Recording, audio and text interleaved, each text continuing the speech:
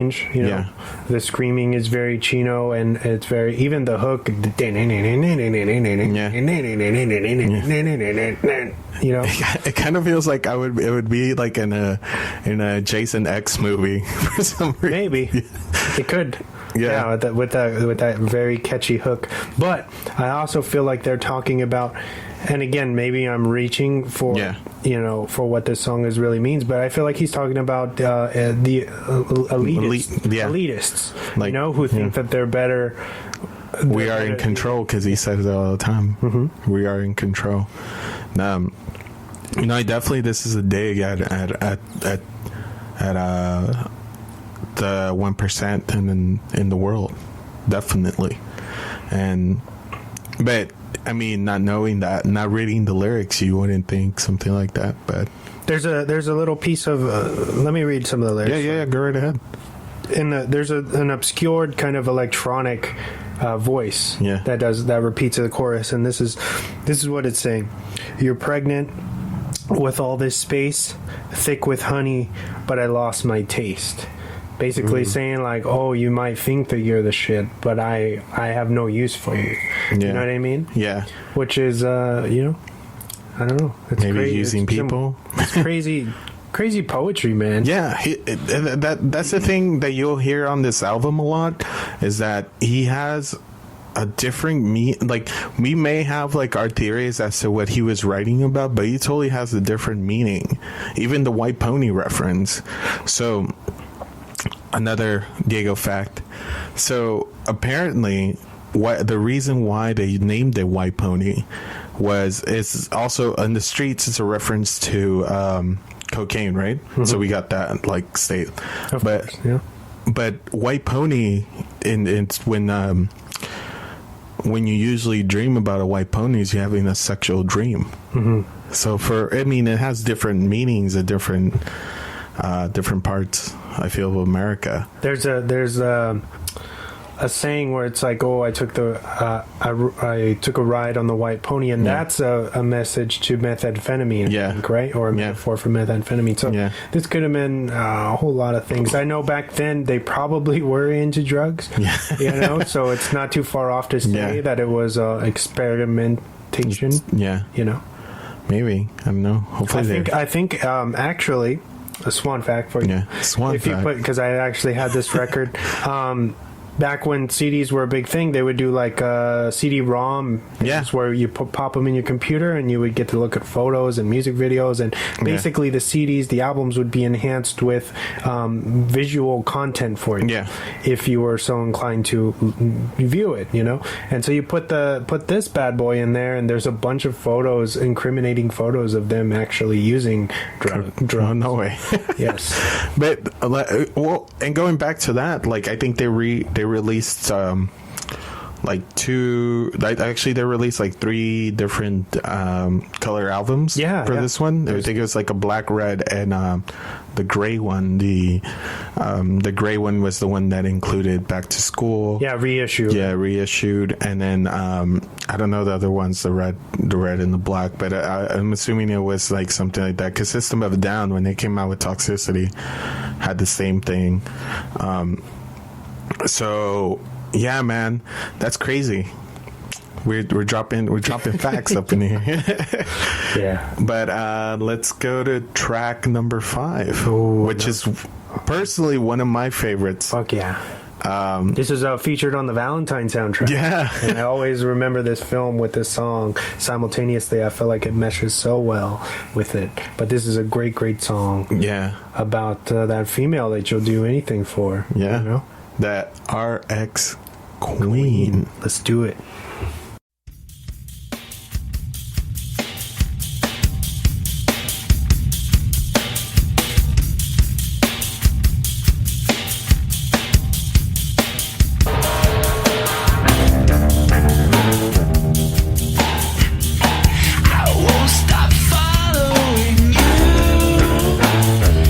Now help me pray for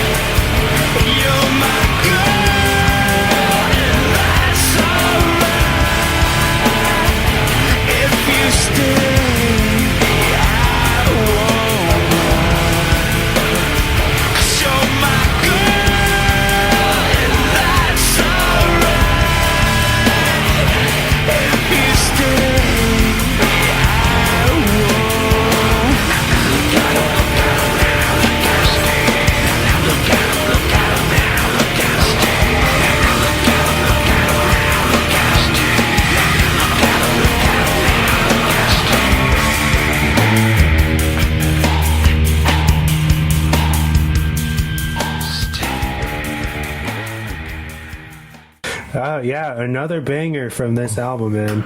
Like I told you, it's hard to say, it's hard to talk shit about anything on this record, and this is definitely another standout one. Yeah. Very, very catchy tune. Very simplistic again. Obviously talking about a female counterpart. Yeah. That one that Like she could do whatever she wants. Yeah, the one that has that banging pussy. Because you know, and a lot of people, you know, because I've heard like certain people get away with it because they have something that you desperately need in your life for some fucking weird reason. And this is one of those songs that just tells you about it. Like, he is obsessed with this person, like he can't get rid of this person, but he also can't live without them. Ironically, Scott Weiland from Stone Temple Pilots did some additional vocal for this track. Really? Yeah. Ooh, okay. Rest in peace, Mr. Scott Weiland. Rest in peace. He was a great musician. He helped a lot of, especially Linkin Park. There's a few cameos on this record, right? Yeah, there's a few ones. Definitely one of those tracks that again you hear Frank Delgado's samples in there, and it's really great, man. It really pulls the song because it you get the synthesizer, but also you get the heavy riffs like in the middle of the chorus and stuff, and it's just amazing. Yeah. I remember a buddy of mine, an old coworker, told me he had recently, maybe within the past couple of years, he barely discovered this record, and he's an older gentleman, you know, who probably grew up with Metallica and stuff like that, and he's just you know, dropped into the Deftones, and he checked out White Pony, and he told me, dude, this album, like listening to it from front to back, it gave me goosebumps. Yeah. And I thought that was amazing to hear, you know, that somebody who didn't grow up specifically within this, you know, era where this kind of stuff was big, you know, with Limp Bizkit and Korn and all of these bands. Yeah. That Deftones kind of become, you know, compared to all the time. This guy understood it, you know. He understood what this album was doing or where it was going, and he could appreciate it all these years later. So I think because we were originally going to do Leon Larregui's Baluman, and I think I told you when I went to go see him, because he plays for Zoe, that he kind of was frustrated with the crowd because they didn't know a song off his of the Zoe album, and he kind of was like, how this is why social media is frustrating to him, because you only pick the songs that you like. And I think like certain artists, and I think Deftones fall into that category, where you got to listen to the whole album, and that's how you appreciate their artistry and the way they paint this album. Yeah. And you know, hearing that story, I had the same, I still get the same reaction, man. Like, I still get chills, like, listening to all these songs, because I reminisce about my childhood, about my teenage years and stuff, and how this album really, like, listening to it reminds me of a time I was doing something crazy or listening with somebody. Definitely brings out good memories and stuff. And RX Queen, I know, was dedicated to some certain females and stuff throughout high school, but never a certain one. So I might get in trouble, might get some fucking messages on Instagram saying, you motherfucker, dropping the MF. But let's move on to the second track, which is Street Crap. Carp. Yeah. Street Carp. I'm an illiterate motherfucker sometimes. Sorry.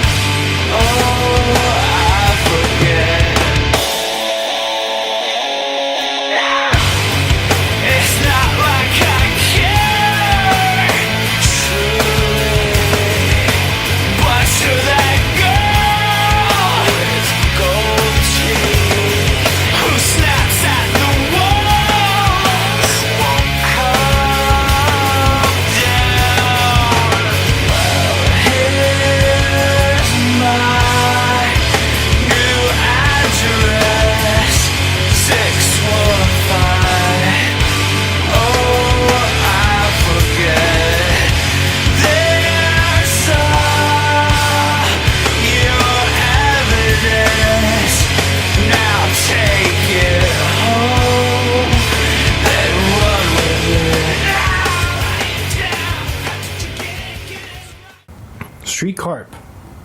Street Carp. One of the less more generic Deftone tracks on here, I think. Yeah. It's good, but it's not a standout. Yeah. It's more of a filler song, I think.